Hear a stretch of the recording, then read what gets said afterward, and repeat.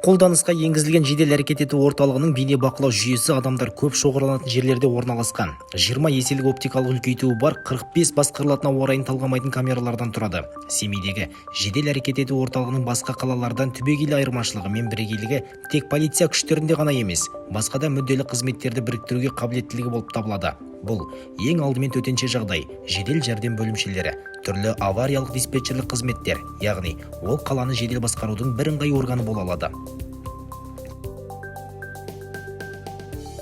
В большинстве случаев көп жағдайда бұрын жүргізілген талдауға сәйкес жедел әрекет ету орталығы ашылғанға дейін 45 бейне камера орнатылды. Бейне бақылау жүйелерінің басым бөлігі магистральдарда және адамдар көп жиналатын орындарда орнатылған. Негізінен бұқаралық іс-шаралар өткізілетін жерлерде. Мысалы, орталық алаң, жағалау, жеңіс алаңы және де тағы да басқасы.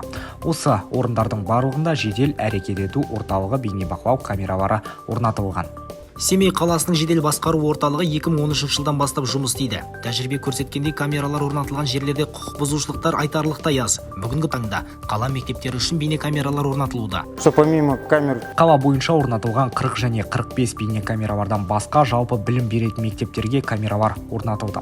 Біз мектептердің аумағында және аумағынан тыс жерлерде не болып жатқанын бақылау үшін біртіндеп жедел әрекет ету орталығына қосамыз. Бұл өз кезегінде жасөспірімдер арасындағы қылмыстың алдын алуға септігін тигізеді. Сыртқы бақылау камераларының көмегімен тәулігіне 30-ға жуық әкімшілік құқық бұзушылық анықталады. Сонымен қатар, аталған орталық қылмыстың ізін суытпай ашуға ықпал етеді.